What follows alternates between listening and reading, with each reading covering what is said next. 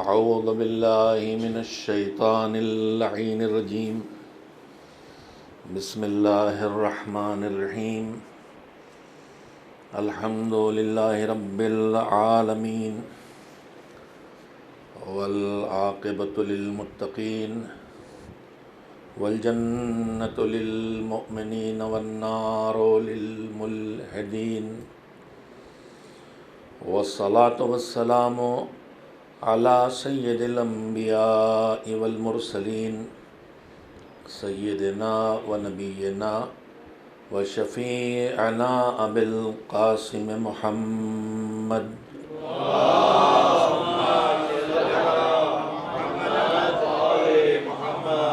وآلہ الطیبین الطاہرین المعصومین المظلومین واللعنۃ الدائمۃ الباقیۃ على أعدائهم أجمعين من الآن إلى يوم الدين. أما بعد، فقد قال الله سبحانه وتعالى في كتابه المبين وهو أصدق الصادقين وقوله الحق. بسم الله الرحمن الرحيم.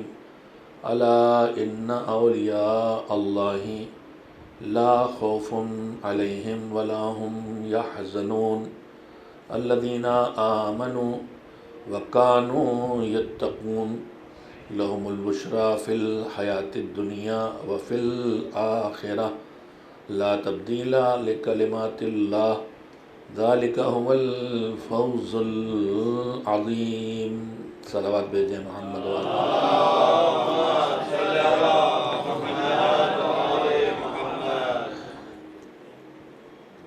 دنیا اور آخرت میں کامیاب انسان، کامیابی کی شرطیں اور ناکامی کے اسباب، یہ عنوان گفتگو تھا میرا اس عشر مجالس میں، جس کی آج اختتامی مجلس ہے. آیات اور ارشادات معصومین کے سہارے میں نے آپ حضرات کی خدمت میں یہ بات کرنے کی کوشش کی ہے کہ دنیا میں کامیابی یا ناکامی کا معیار چاہے جو کچھ ہو، لیکن جس نے ہمیں بنایا ہے، جس نے ہمیں زندگی دی ہے، اس نے ہمیں ناکام زندگی بسر کرنے کے لیے نہیں بنایا ہے. اس کو ہماری ضرورت نہیں تھی. اس کا فیض، اس کا فضل، اس کا کرم، اس کا تقاضا تھا کہ وہ جو عطا کر سکتا ہے وہ عطا کر دے. اس لیے اس نے مخلوق بنائی، اور مخلوق اول اس نور حضرت محمد مصطفیٰ صلی اللہ علیہ وآلہ وسلم کو بنایا،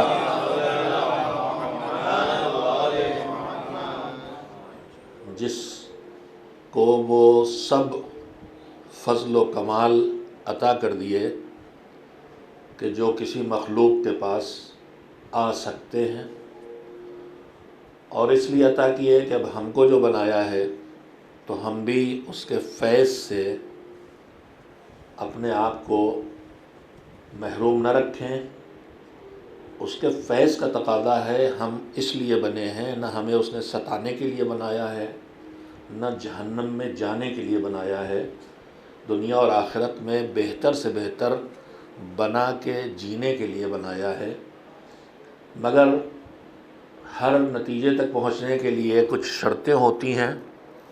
کامیاب زندگی کی بھی شرطیں ہیں. دنیا والے چاہے جسے کامیاب کہیں، مگر مسجد میں سر پہ ضربت کھا کے جب علی کہتے ہیں کہ قسم رب کعبہ کی میں کامیاب ہو گیا، تو اس کا مطلب ہر جگہ زندہ رہنا کامیابی نہیں ہے، کہیں جان دے دینا بھی کامیابی ہے. کربلا میں سب چھن گیا، سب لٹ گیا، کچھ نہ بچا.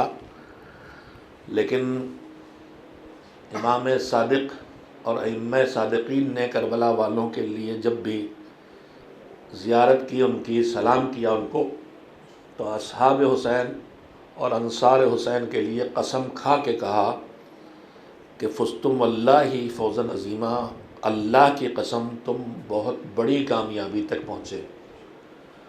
کامیابی اللہ کی نگاہ میں دنیا میں اور آخرت میں حاصل کرنے کے لیے، اور دنیا اور آخرت دونوں زندگیوں میں بشرا، خوشخبری، اچھی خبریں پانے کے لیے شرط ہے بنیادی طور پر ایمان پر آنا، ایمان پر رہنا، ایمان پر مرنا۔ اور صرف ایمان پر آنا کافی نہیں ہے، ایمان کے ساتھ تقوی بھی ضروری ہے۔ ایمان پر آ کے تقوی آئے گا، اور تقوی آئے تو رک جانا کافی نہیں ہے، تقوی کی پابندی کے ساتھ اپنی زندگی بسر کرنا۔ یہ باتیں میں نے روزانہ آپ حضرات کی خدمت میں کہی ہیں۔ آج شب عاشور ہے، مجلس آخری مجلس جو ہوتی ہے کیسر باغ کی، اس کے بھی ختم ہونے کا وقت ہو گیا ہے، تب مجلس شروع ہو سکی ہے۔ بہرحال شب غم ہے، تھوڑا تاخیر ہوتی ہے، آپ حضرات کو انتظار کرنا پڑا، اللہ اس کا اجر دے گا۔ میں آج بہت سمیٹ کے اختتامی گزارش کرتے ہوئے مسائل شب عاشور سے مربوط، اور پھر روز عاشور سے تابوت اٹھے گا، علم برآمد ہوگا، آپ شبیہ تابوت کی زیارت کریں گے۔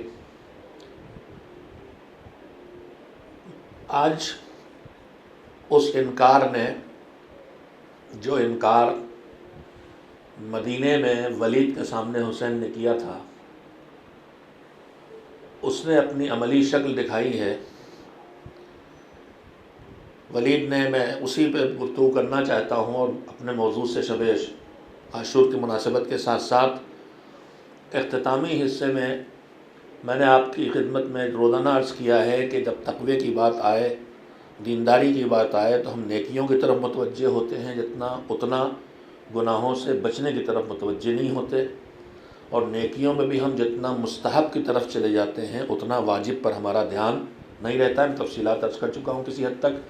اور نیکیوں میں بھی آتے ہیں تو ہم وہ نیکیاں جو اللہ کی ذات سے جڑی ہیں، نماز اور روزے جیسی، ان پر زیادہ توجہ دیتے ہیں، لیکن جو بندوں کی ذات سے جڑی ہوئی نیکیاں ہیں، ذمہ داریاں ہیں، ان پر ہماری توجہ کم رہتی ہے۔ اور ہماری ایک کوتاہی یہ بھی ہے کہ ہم نیکیوں پہ جتنی توجہ دیتے ہیں، گناہوں سے بچنے پر اتنا دھیان نہیں دیتے، جبکہ گناہوں سے اپنے کو بچا لینا زیادہ اہم ہے۔ اس کے بعد کوئی ایک نیکی بھی ہمیں جنت تک پہنچا سکتی ہے۔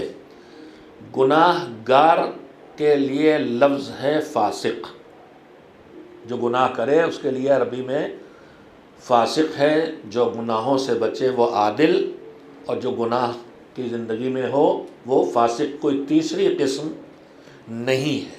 مومن مانتا ہے، عقیدہ رکھتا ہے، لیکن اپنے عقیدے کے مطابق عمل نہیں کرتا۔ اس کے اسباب ہم ان کے پیش کرنے کا وقت نہیں رہ گیا۔ میں نے سوچا تھا کہ ہمارے ایمان عمل کا تقاضا کرتا ہے، لیکن ہمارے ایمان و عمل میں تضاد کیوں ہے؟ ہم آخرت کو مانتے ہیں مگر آخرت کی تیاری کیوں نہیں کرتے؟ ہم قبر میں برزخ کی زندگی پہ عقیدہ رکھتے ہیں، لیکن برزخ کی فکر ہمارے اندر کیوں نہیں پیدا ہوتی؟ یہ بھی ایک موضوع گفتگو ہے، لیکن میں اس پہ نہیں بات کر سکا، اور آج بھی اب اس کے ظاہر گنجائش نہیں ہے۔ آج صرف یہ کہنا چاہتا ہوں کہ بھرپور توجہ کی ضرورت ہے۔ دو ہی قسمیں مومن کی ہیں، یا عادل ہے یا فاسق ہے۔ ہمارے ذہنوں میں یہ ہے کہ عادل تو بس امام جماعت کو ہونا چاہیے، ایسا نہیں ہے۔ پروردگار ہم میں سے ہر ایک کو عادل دیکھنا چاہتا ہے، اور اس کے مقابلے میں فاسق ہے۔ فاسق کون ہے؟ جو گناہوں کو انجام دے، جس کی دو ہی صورتیں ہیں، یا واجبات چھوڑے یا حرام کو انجام دے۔ اب میں اتنی تمہید کے بعد سیدھے گفتگو شروع کرنا چاہتا ہوں۔ سید الشہداء حضرت امام حسین علیہ السلام کو جب معاویہ کی موت کے بعد یزید معاویہ ہی کی سازشوں سے تخت نشین ہو گیا، جبکہ امام حسن مجتبیٰ علیہ السلام نے جو سلو کی تھے معاویہ سے، اور جو سادہ کاغذ بھیجا تھا معاویہ نے، اتنا کمزور تھا کہ آپ جو شرطیں چاہے لکھ لیں۔ اس میں امام نے جو شرطیں لکھی تھیں ان میں ایک شرط یہ بھی تھی کہ تم اپنے بعد اپنا کوئی جانشین معین نہیں کرو گے، مگر اس کی سازش تھی۔ یزید کو بٹھا گیا، اور یزید نے آتے ہی مطالبہ بیعت کیا سید الشہداء سے۔ ولید کے پاس حکم آیا یا بیعت لو یا سر کاٹو۔ امام بلائے گئے، روز سنتے رہے آپ۔ میں تھوڑا سا اس امام کو ان کلمات کو آپ کے سامنے رکھنا چاہتا ہوں جس میں اس پہلو پر امام نے توجہ دلائی ہے جس پر ہمیں ہمیشہ توجہ رکھنے کی ضرورت ہے۔ ایک ہے گناہ کر کے احساس جرم کرنا، جو ہم روز آپ کی خدمت میں کہتے رہے کہ کم سے کم یہ احساس تو باقی رہے کہ ہم سے گناہ ہوا، ہم سے نماز چھوٹی، ہم سے جھوٹ زبان سے نکلا، ہم نے دل توڑ دیا مومن کا، ہم نے اپنا واجب ادا نہیں کیا۔ کم سے کم اتنا احساس باقی رہے، جو احساس بھی گناہوں کے مسلسل دہرائے جانے کے نتیجے میں مٹ جاتا ہے، وہ بھی آپ کی خدمت میں عرض کر چکا ہوں۔ ایک اس سے اگلی چیز ہے جو ابھی تک آپ سے نہیں میں نے کہی کہ گناہ کر کے کم سے کم اتنی حس باقی رہے کہ آدمی اسے چھپانا چاہے۔ یہ نہیں ہے کہ گناہ کیا تو اب چھپانا کیا، نہیں، پروردگار عالم کو ہرگز یہ پسند نہیں ہے کہ گناہ ہو تو آدمی اسے بتاتا پھرے۔ یہ بھی ایک بے حیائی بھی ہے، بے غیرتی بھی ہے، اور یہ ماحول کو بگاڑنے کی وجہ بھی ہے۔ اکثر لوگ کہتے ہیں صاحب میں منافق نہیں ہوں، صاحب میں تو صاف کہہ رہا ہوں، ہاں میں یہ جرم کرتا ہوں۔ نہیں، اس کی اجازت ہرگز نہیں ہے، اس لیے کہ جب تک ذات تک محدود ہے تو ایک آدمی نے سوچا، ایک آدمی نے گناہ کیا، لیکن جب وہی قصہ دوسروں کی طرف منتقل ہوگا، وہی بات کھل کے کی جائے گی تو وہی خیال دوسروں کے دماغ میں پیدا ہو جائے گا۔ قرآن کریم میں تمام الگ الگ جو جرم ہیں اور گناہ ہیں ان کے بارے میں تذکرے ہیں، لیکن اس میں میدان جہاد سے فرار پر لفظ غضب آیا ہے، جو اور کسی بظاہر آدمی دعویٰ تو نہیں کر سکتا، لیکن جو مختصر سی نگاہ اس پر عرض کر رہا ہوں کہ جو لفظ غضب، حتیٰ کہ ترک نماز کے لیے بھی لفظ غضب نہیں آیا ہے۔ جہنمی ہونا ہے کہ جو جہنمیوں سے جنت والے گفتگو کریں گے تو ان سے پوچھا جائے گا کہ ما سلککم فی سقر، تمہیں جہنم میں کیا کیا لے کے آیا؟ قرآن کی بات پڑھ رہا ہوں میں، کوئی حدیث یا آیت یا روایت نہیں پڑھ رہا کہ اس کی سند میں بحث ہو۔ قرآن مجید کا سورہ ہے، پوچھ رہا ہے جہنمیوں سے جنتی کہ ما سلککم فی سقر، تمہیں جہنم میں کون چیز لے کے آئی؟ تو اس میں جو 5-6 چیزیں بتائی گئیں، جس میں یتیموں کا خیال نہ کرنا، اور جس میں جو گمراہ لوگ ہیں آنکھ موند کے ان کے پیچھے چل پڑنا، ہر فیشن، جیسے ہمارے آپ کے بچے فیشن کے پیچھے چل پڑتے ہیں، یہ بھی خطرناک چیز ہے۔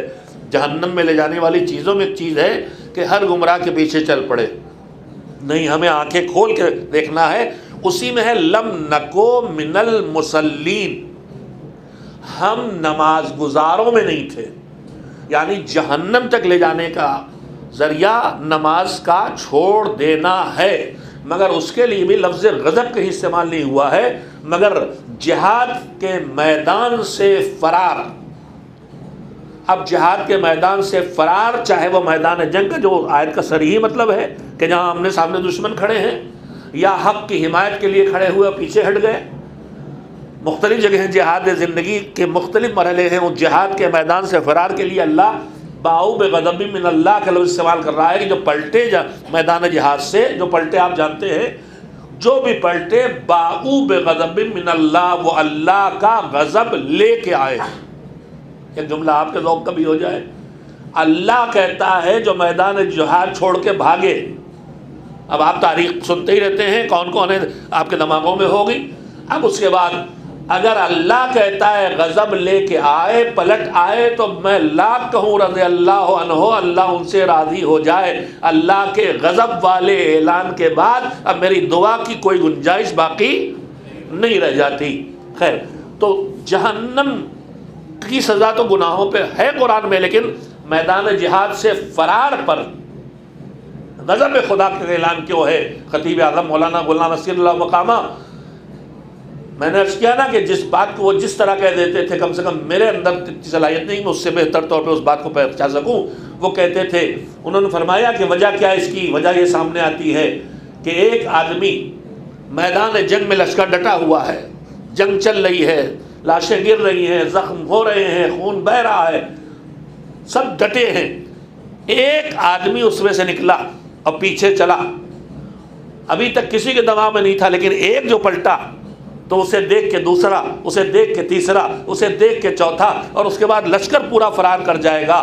تو گناہ برا ہے، لیکن وہ گناہ جو کھلم کھلا کیا جائے، وہ چونکہ گناہگاروں کی طولانی لائن کھڑی کر دیتا ہے، لہذا گناہ ہو بھی تو اسے چھپا کے رکھنا چاہیے.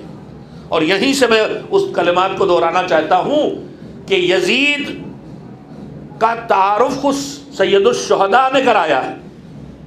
اس کی کون سی برائیاں ہیں جن کو سید الشہداء نے گنایا ہے؟ ولید نے جب بیعت کا مطالبہ کیا تو امام نے فرمایا کہ انا اہل بیت النبوہ. وقت ہوتا تو میں ان جملوں کی ذرا تشریح کرتا جو بزرگوں سے آپ سنتے رہتے. ہم نبوت کے گھر والے. حدیث قصہ میں بھی ہے کہ جب اللہ سے پوچھا جناب جبریل نے کون چادر میں جمع ہے، تو اللہ نے کہا ہم اہل بیت النبوہ ومعدن الرسالہ، یہ نبوت کے گھر والے ہیں. جملہ سنیے بزرگوں سے سنا ہوا. یہ نہیں کہا کہ ہم نبی کے گھر والے، اہل بیت النبی نہیں کہا، اہل بیت نبوت کہا ہے. یعنی نبی کا گھر والا ہونا اور ہے اور نبوت کا گھر والا ہونا اور ہے. نبی کے گھر والوں میں کوئی بھی آ سکتا ہے، لیکن نبوت کے گھر والوں میں وہی آئے گا جو مالک کی بارگاہ سے عصمت بھی لے کے آیا ہو، علم بھی لے کے آیا ہو، کردار بھی لے کے آیا ہو، ہدایت کی ذمہ داری بھی لے کے آیا ہو. نہ انا اہل بیت النبوہ، ہم نبوت کے گھر والے ہیں. ومعدن الرسالہ، معدن کہتے ہیں کان کو. سونا نکلتا، چاندی نکلتی، نمک نکلتا ہے، کوئلہ نکلتا کانوں سے. رسالت کہاں سے چلی ہے؟ ہم سے نکلی ہے. ہم رسالت کی کانیں ہیں. اس کے بعد اگلا جملہ کیا ہے؟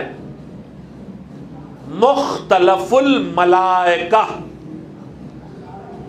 ہم وہ ہے کہ جہاں ملائکہ کی آمد و رفت رہتی ہے، ان کا آنا جانا رہتا ہے. کبھی دربان بن کے آتے ہیں، کبھی جھولا جھلانے آتے ہیں، کبھی روٹی چولہا چکی چلانے آتے ہیں، کبھی شفاعت حاصل کرنے آتے ہیں، کبھی وہی لے کے آتے ہیں. مختلف الملائکہ و محبت الوحی. حسین اپنا تعارف کرا رہے ہیں. ہم اہل بیت نبوت، ہم معدن رسالت، ہم ملائکہ کی آمد و رفت کی جگہ، ہم وہی نازل ہونے کا ٹھکانہ. ہر جگہ نہیں نازل ہوتی وہی، ہمارا گھر ہے، ہمارا ٹھکانہ جہاں وہی نازل ہوتی. بنا فتح اللہ و بنا ختم. بہت قیمتی جملہ ہے، وقت تشریح کا نہیں. اللہ نے ہم سے ہی شروع کیا کائنات کو اور ہم پہ ہی خاتمہ بھی کیا. ہدایت کا سلسلہ ہم سے شروع ہوا، ہم پہ ختم. ہر چیز ہم سے شروع، ہم سے ختم. اپنا تعارف کرا دیا. میں اس میں نہیں جانا چاہتا. میں چاہتا ہوں کہ یزید کیوں یزید ہے، اور یزید کی وہ کون سی بدترین چیزیں ہیں جن کو امام تعارف کروا رہے ہیں. کہا ایک طرف تو میں ہوں، ہم ہیں، حسین ہیں، اور دوسری طرف کون ہے؟ یزید فاسق. یزید کی پہلی خرابی کیا بتائی؟ فاسق ہے، گنہگار ہے، حرام سے نہیں بچتا، واجبات پہ توجہ نہیں دیتا. فاسق سب آ گیا اس میں، مگر پھر کچھ گناہ خصوصیت سے گنائے. فاسق شارب الخمر، شرابی ہے. قاتل النفس المحرمہ، یزید فاسق ہے، یزید شرابی ہے. یعنی نشہ کسی بھی چیز کا ہو، کسی بھی چیز سے آئے. خرابی شراب کی نہیں ہے، خرابی نشے کی ہے. یزید بنتا ہے نشہ کر کے آدمی. یزید شرابی ہے. قاتل النفس المحرمہ. اور اللہ نے جن کو احترام دیا ہے، جن کی جان لینا حرام ہے، ان کو قتل کیا ہے اس نے، اور قتل کرتا ہے. یزید فاسق ہے، گنہگار ہے، سارے گناہ کرتا ہے. یزید ان میں شراب پیتا ہے. یزید قاتل ہے، وہ بے گناہوں کا. پھر جملہ فرمایا امام نے جس کے لیے میں نے آپ کو یہ فقرہ سنایا ہے، وَمُعْلِنٌ بِالْفِسْقِ. یزید گناہ کرتا ہے، مگر یزید کے گناہ کی دوسری بڑی خرابی حسین کی نگاہ میں یہ ہے کہ وہ گناہ کھلم کھلا کرتا ہے. لہذا اے حسینیوں، پہلی کوشش تو ہماری یہی ہو کہ ہم گناہ کی منزلوں میں نہ آئیں، لیکن اگر خدا نخواستہ گناہ ہو بھی رہا ہے تو اسے چھپا رہنا چاہیے، اس لیے کہ کھلے چھپا رہے گا تو ایک گنہگار ہے اور پردہ مالک ڈالے رہے گا، عزت بچائے رہے گا، لیکن اگر کھل کے گناہ کیا تو گناہوں کا لشکر تیار کرنے کی سزا ملے گی، اپنی غلطی بھی بھگتنا ہوگی، دوسروں کی غلطی بھگتنا ہوگی، لہذا ہمیں ہوشیار ہو کے زندگی بسر کرنا چاہیے۔ ایک صلوات بھیجیں محمد و آل محمد علیہ السلام۔ آج شب عاشور ہے، آج کی رات ہمارے لیے اپنا حساب کرنے کی رات بھی ہے۔ ہم نے 10 دن مجلسیں کی، اللہ کہتا ہے، اللہ کہتا ہے کہ تمہاری کامیابی کا راز یہ ہے کہ تم مومن رہو، مومن رہو، مومن جیو، مومن مرو۔ ایمان کے بغیر اگر تم نے زندگی خدا نہ کرے کہیں ایمان سے خالی زندگی ہوئی تو پھر تم کامیابی تک نہیں پہنچ سکتے۔ پروردگار عالم نے کامیاب انسانوں کے لیے یہ شرط لگا دی کہ تمہیں مومن زندگی بسر کرنا ہے، اور اس کے ساتھ ساتھ تمہیں گناہوں سے بچ کے اپنے آپ کو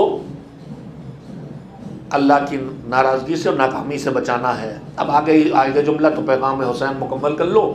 اپنا تعارف کرایا ہم کون، اس کے بعد یزید کا تعارف کرایا، یزید کیوں یزید بنا، یزید کی یزیدی صفتیں کیا ہیں، گناہگاری اور گناہوں کا پھیلانا، کھلم کھلا گناہ کرنا، شراب پینا، لوگوں کی بے سبب جان لینا۔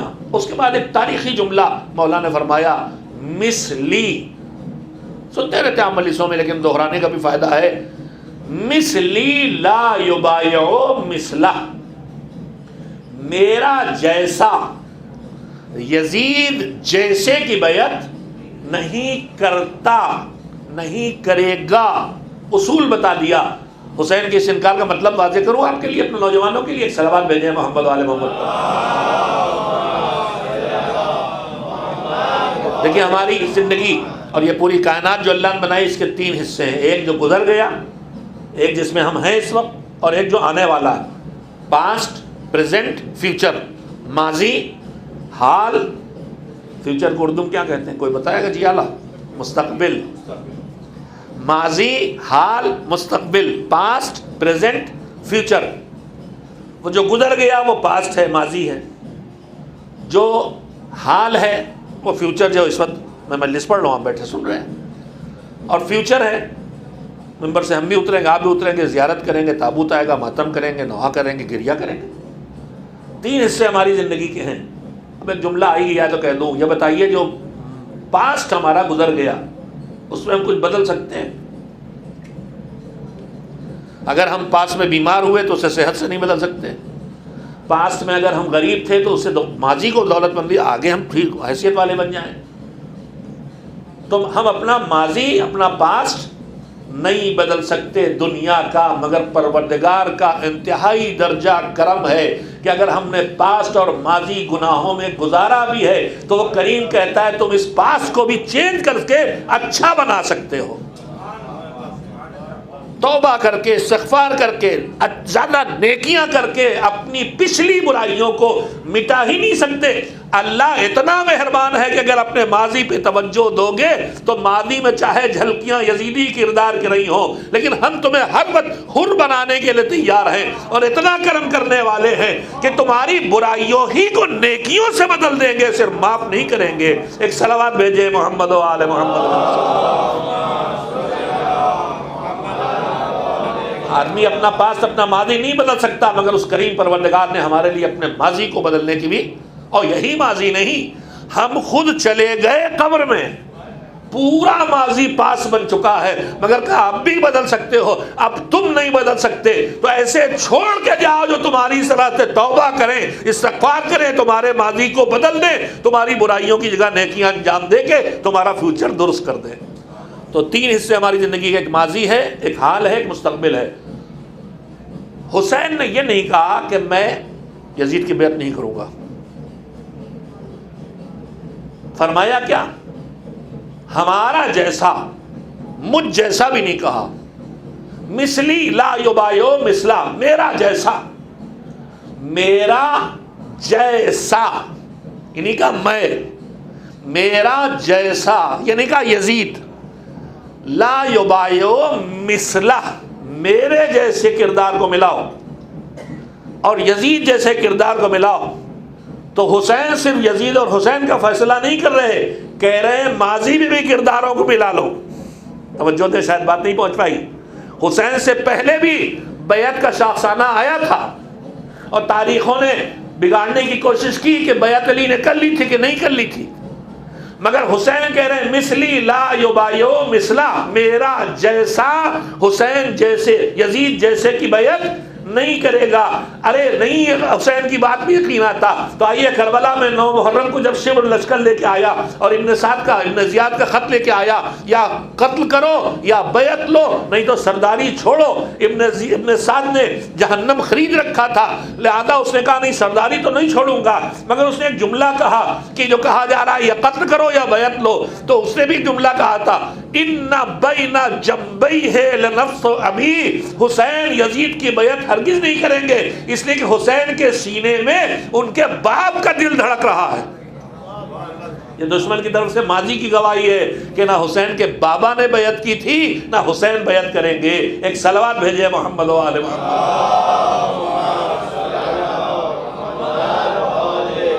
اور حسین کے اس انکار نے فیوچر کا فیصلہ بھی کر دیا.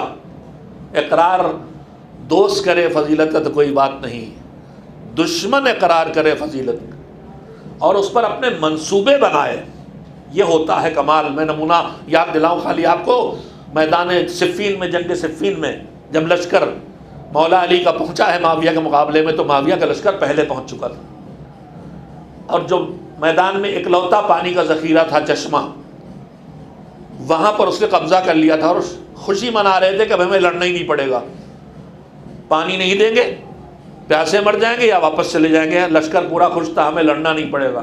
مولا علی پہنچے، لشکر لے کے پہنچے، پانی پہ قبضہ، یہ خاندانی مسئلہ ہے. اس گھاٹ پہ قبضہ کرنا اور پیاسا رکھنا یہ یزید کا نسلی پیشہ ہے. قبضہ ہے، پیاسے مر جائیں گے یا چھوڑ کے چلے جائیں گے. لشکر علی نے دیکھا گھاٹ پہ قبضہ ہے، وہاں کچھ بے چینی شروع ہوئی. مولا نے کہا گھبراؤ نہیں، خطبہ دیا، دانتوں پہ دانت جماؤ، مضبوطی سے حملہ کرو، جا کے پانی چھین لو. سنیے، دشمن سے دوست سے فضیلت کا اقرار کرانا کوئی اہم بات نہیں، دشمن اقرار فضیلت کرے یہ بھی اتنی بڑی بات نہیں، اپنا منصوبہ اس پر بنائے. کہ جاؤ چھین لو، پانی چھن گیا، گھاٹ پہ قبضہ ہو گیا. لشکر معاویہ میں ایک ہنگامہ برپا ہو گیا کہ اب تو مارے گئے، اب تو پیاسے مرے، اب تو پیاسے مرے. معاویہ نے فوراً اپنے لشکر کو تسلی دی کہ نہیں تمہیں گھبرانے کی ضرورت نہیں. جملہ سنیں، تمہیں گھبرانے کی ضرورت نہیں ہے. کرنا کیا تھا؟ معاویہ پھر کہتا کہ چلو اب تم حملہ کرو، پھر چھینو. لیکن اس نے پالیسی کیا بنائی؟ علی کا قبضہ گھاٹ پہ ہو گیا، ہو جانے تو ہمیں چھیننا نہیں ہے. تو کیا پیاسا مارے گا؟ کیا اپنے لشکر کو پیاسا مارے گا؟ نہیں، جملے لفظوں سے مدح علی کا اقرار ہے. اور یہ فیصلہ جو کیا کہ مجھے لشکر پہ حملہ نہیں کرنا، یہ عملی اسٹریٹجی ہے کہ اب ہمیں لڑنے نہیں جانا، پانی چھیننا نہیں. تو کیا پیاسے مرو گے؟ کہا نہیں. کہا پھر؟ کہا یہ علی ہیں، یہ پانی بند نہیں کریں گے. یہ دشمن کی طرف سے اقرار ہے کہ علی ہیں، ان کی عظمت یہ ہے کہ پانی بند نہیں کریں گے. اور پھر حملہ نہ کرنا اعتماد ہے کردار علی پر، کہ علی پر اتنا اعتماد ہے کہ دشمن ہم صحیح مگر یہ ہمارے اوپر پانی نہ بند کریں گے. دوستوں سے اپنی تعریف کرا لینا اور ہے دشمنوں سے اقرار فضیلت کرا لینا اور اس پر ان کی پالیسیاں طے ہونا، اس اعتماد کا نام علوی کردار ہوا کرتا ہے، حسینی کردار ہوا کرتا ہے. ایک صلوات بھیجے محمد و آل محمد. ایک جملہ اور سن لیں، فرمایا مثلی لا یبایع مثلہ. اس سے پہلے کس سے مطالبہ کیا گیا؟ مولا علی سے، امام حسن سے، امام حسین سے. پیغمبر سے ان کی قربت پوری امت کے سامنے، ان کی عظمتیں پیغمبر بتاتے رہے. یعنی ظاہری نگاہوں مجھے کہنے دیجئے جتنے پاورفل علی ہیں، جتنے پاورفل حسن مجتبیٰ ہیں، جتنے پاورفل سید الشہداء ہیں، ان سے مطالبہ بیعت کیا گیا. مولا علی سے کیا گیا، حسن سے کیا گیا، حسین سے کیا گیا. لیکن حسین کے بعد کسی وقت کے امام سے، توجہ دیجیے گا بہت قیمتی بات ہے، فرزندان حسین میں جو وقت کا امام ہوا، کسی سے اس وقت کی حکومت نے کہا کہ ہماری بیعت کر لو؟ نہیں۔ پھر کسی نے بھی، حتیٰ کہ جس یزید نے امام حسین سے بیعت کا مطالبہ کیا، نواسے رسول، امتی نے جانتی ہے بہرحال، دغا دے اور بات ہے لیکن عظمت کو پہچانتی، ان کے ساتھ لوگ ہیں، ہزاروں کا لشکر آیا ہے جو چھوڑ کے حسین نے خود ناخالص کو ہٹایا، اس لیے ہٹاتے چلے گئے، ورنہ لشکر ساتھ آیا ہے، اگر انہیں صرف لڑ کے جیتنا ہوتا تو یہ بھی بھیڑ جمع کر لیتے، قبضہ کر لیتے حکومت پہ، لیکن انہیں حق و باطل کی پہچان کرانا، توجہ دیں، تو طاقتور علی سے مطالبہ بیعت کیا گیا، طاقتور حسین سے مطالبہ، ظاہری طور پر مطالبہ بیعت کیا گیا، اسی یزید نے جس نے حسین سے مطالبہ کیا بیعت کا، وہی یزید سید سجاد کو ہتھکڑیاں بیڑیاں پہنا کے لایا ہے، قیدی بنا کے لایا ہے۔ اب ان کا کوئی ایک ساتھی نہیں ہے، یہ بالکل اکیلے ہیں، مگر ابن زیاد کے دربار سے دربار یزید تک اور قادخانہ شام تک یزید نے کیوں مطالبہ بیعت نہیں کیا؟ توجہ دیں، حسین کا فیصلہ، فیوچر کا فیصلہ حسین نے کیا ہے، فیوچر کا فیصلہ حسین نے کیا ہے۔ یزید نے سید سجاد سے بیعت نہ مانگی، اس کے بعد مروان بنی امیہ کے سارے بادشاہ اور بنی عباس کے سارے بادشاہ آتے رہے، مگر کسی امام سے اگر 9 سال کا بچہ بھی امام ہو گیا تو اس سے بھی ہمت نہ پڑی مطالبے کی۔ کیوں؟ اس لیے کہ حسین فیصلہ کر گئے تھے فیوچر کا، مثلی لا یبایو مثلا، میرا جیسا یزید جیسے کی بیعت نہیں کرے گا۔ کردار ملاتے چلے جاؤ، ایک طرف حسین جیسے کردار آتے جائیں گے، ایک طرف یزید جیسے کردار آتے جائیں گے۔ ایک صلوات بھیجے محمد و آل محمد علیہ وسلم۔ سر کٹ جائے بیعت نہیں کریں گے، اولاد گود میں ذبح کر دی جائے بیعت نہیں کریں گے، بیٹیاں قیدی بنا لی جائیں بیعت نہیں کریں گے۔ سب حسین کو معلوم ہے، سب خبر پہلے سے ہے، مگر حسین سر کٹ جائے گا، باطل کے سامنے سر جھکے گا نہیں، یہ پیغام کربلا ہے۔ باطل کے سامنے سر جھکے گا نہیں، حق کے سامنے سر جھکے گا، یہ پیغام کربلا ہے۔ شب عاشور آ چکی عزیزو، شب عاشور کی ایک مہلت بظاہر حسین نے تو یہ کہہ کے لی تھی کہ ایک رات کی مہلت اور مل جائے، اس لیے کہ میں اپنے پروردگار کی نماز اور اس کی کتاب کی تلاوت کا مجھے جتنا شوق ہے یہ بس میرا مالک ہی جانتا ہے، مگر اس ایک رات کی مہلت پھر کہوں گا کتنی گنجائش چھوڑی ہے کریم مولا نے۔ اس ایک رات کی مہلت صرف اپنی عبادت کے لیے نہیں ہے، یہاں بھی دوسروں کی فکر ہے۔ حسین کو پتہ ہے ابھی اس لشکر سے کوئی حر بن کے آنے والا ہے، ابھی اس لشکر سے کوئی حر بن کے آنے والا ہے۔ رات بھر خیام حسینی سے تلاوت کی صدا، تکبیر کی صدا، لا الہ الا اللہ کی آوازیں، اللہ اکبر کی صدائیں اٹھتی رہیں، گونجتی رہیں، پھیلتی رہیں، مگر انہی آوازوں کے بیچ میں کمزور نقاہت میں ڈوبی ہوئی ننھی چھوٹی چھوٹی آوازیں آ رہی ہے۔ التش، ہائے پیاس، آج چوتھی شب ہے تشنگی کی، 7 محرم کی صبح زہیر نے کہا تھا پانی دے دو ظالموں، میں نے بچے دیکھے ہیں اتنے پیاسے ہیں انہیں پانی نہ ملا جو پیاس سے مر جائیں گے۔ زہیر نے سکینہ کو دیکھا ہوگا، محمد باقر کو دیکھا ہوگا، زہیر نے اصغر کو نہیں دیکھا ہے، کتنے پیاسے ہیں۔ سوچئے پیاس کہاں بڑی، بے چین ہو کے ہائے پیاس، پھر غش میں چلے گئے، التش، پھر غش میں چلے گئے۔ یہ کیفیت گزر رہی ہے، مگر یہ حسین کا انتظام ہے۔ ہمارے بچوں پہ ایک رات اور مصیبت کی گزر جائے، مگر جو نکل کے آنے والا ہے وہ نکل کے آ جائے۔ صبح ہوئی، لشکر یزید میں ایک بے چین بہادر جو سپہ سالار ہے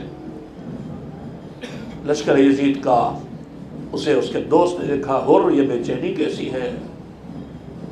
کیا تم موت سے ڈر گئے ہو؟ چھوٹا سے لشکر ہے، بوڑھوں پہ، بچے ہیں، اس میں ہے کون؟ اگر کوئی ہم سے کہتا کہ سب سے بہادر کون ہے تو ہم تمہارا نام لیتے، تم موت سے ڈرتے دکھائی دے رہے ہو۔ حور نے کہا نہیں، پھر کیا ہے؟ کہا آؤ میرے ساتھ، آؤ میرے ساتھ۔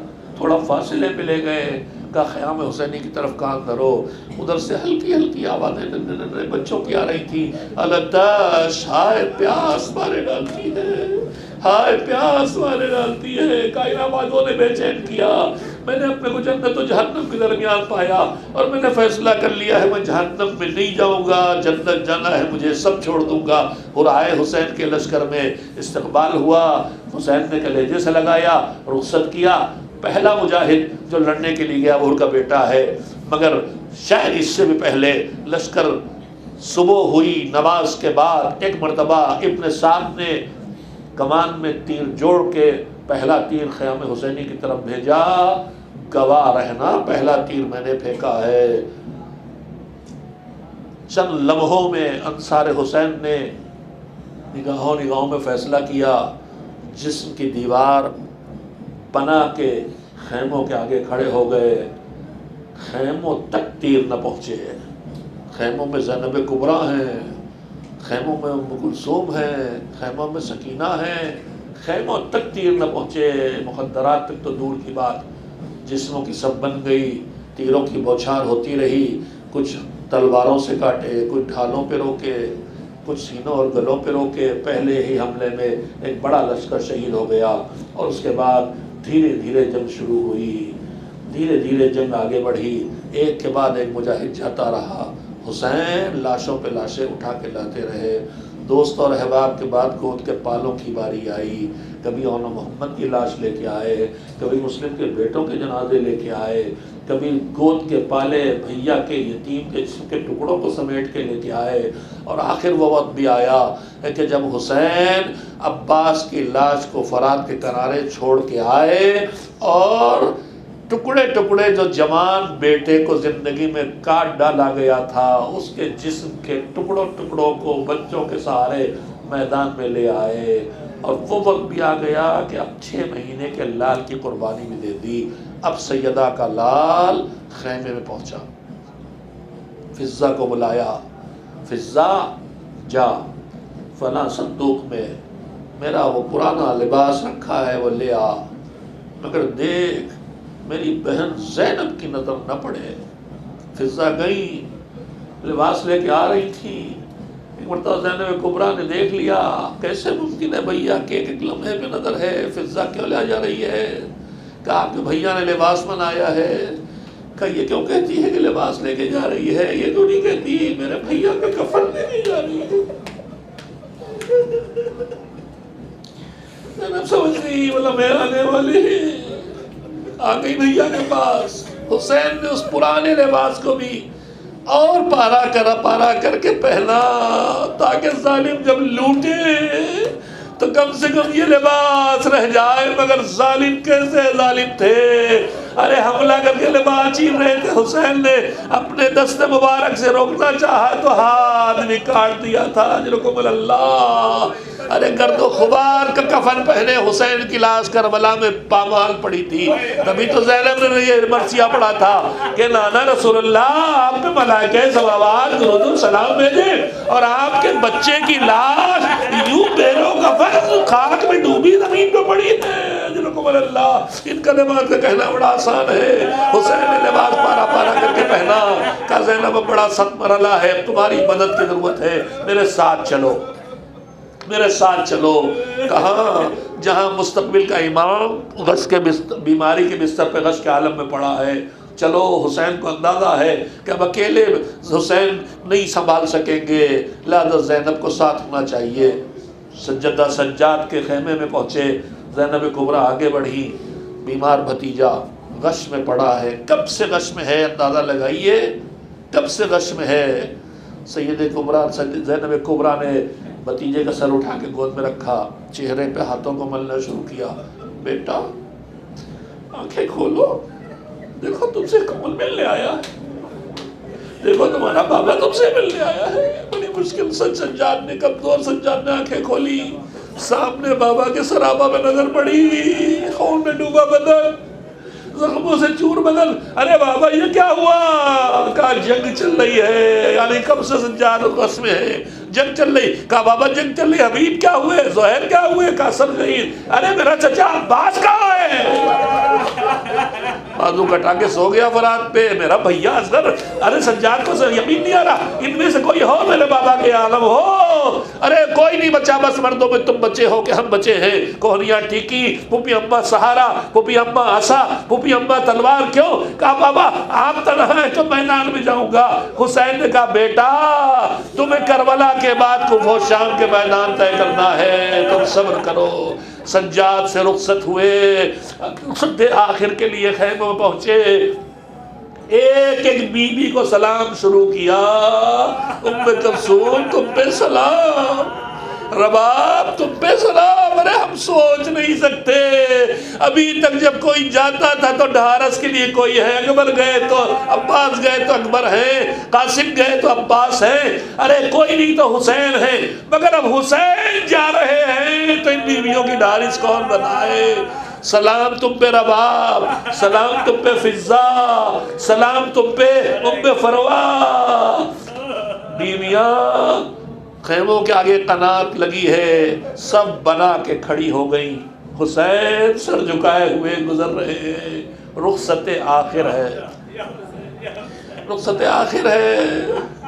جس چہرے پہ نظر پڑتی ہے ابھی تھوڑی دیر میں سر سے چادر چھنے گی، ابھی بازوں میں رسل ملے گی.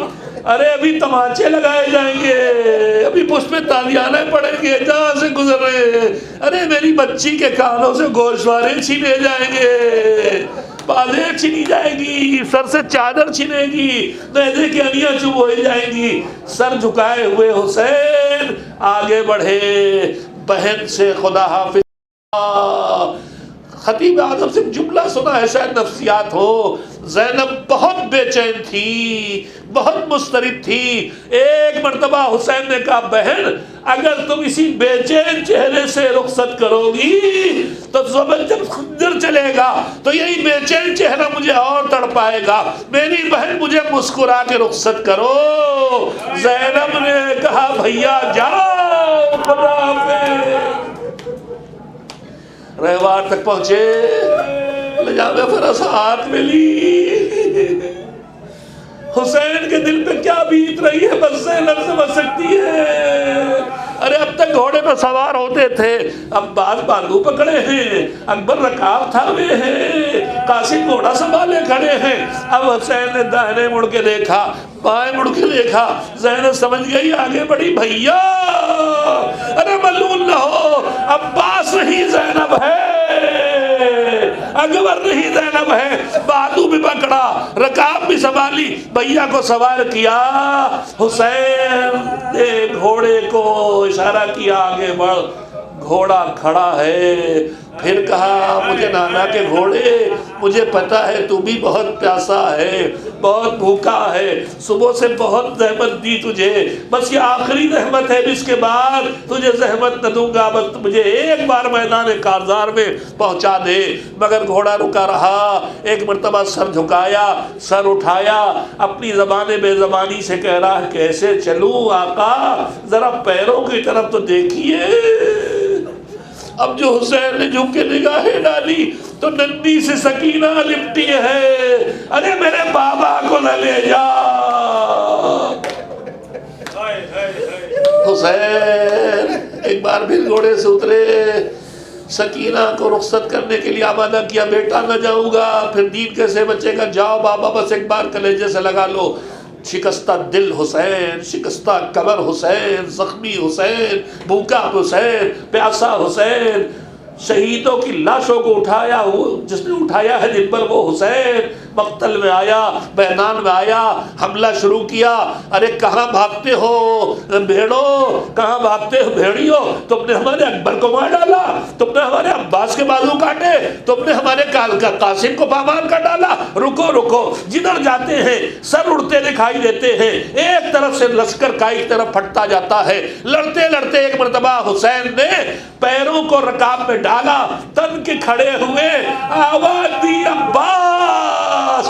ارے جوانی میں جنگ کے جوہر دکھائے تھے چھوڑے بھیا کی جنگ دیکھ لو، وقت گزرتا گیا، بجلی کی طرح چلتی ہوئی تلوار دشمنوں کو کاٹ رہی ہے، دور سے حملے شروع ہو گئے، تیروں کی بوچھار ہونے لگی، پتھر پھینکے جانے لگے، آگ جلا جلا کے پھینکی جانے لگی۔ لڑتے لڑتے زہرا کا لال ایک لمحے کے لیے دم لینے کے لیے ذرا سے رکا کہ کسی ظالم نے نشانہ لے کے پتھر مارا، پتھر پیشانی پہ پڑا، خون کا فوارہ چھوٹا۔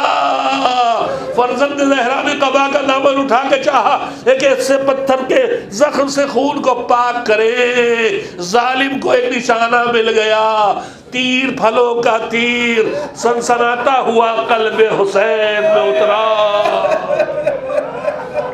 زہرا کا لال گھوڑے پہ جھومنے لگا،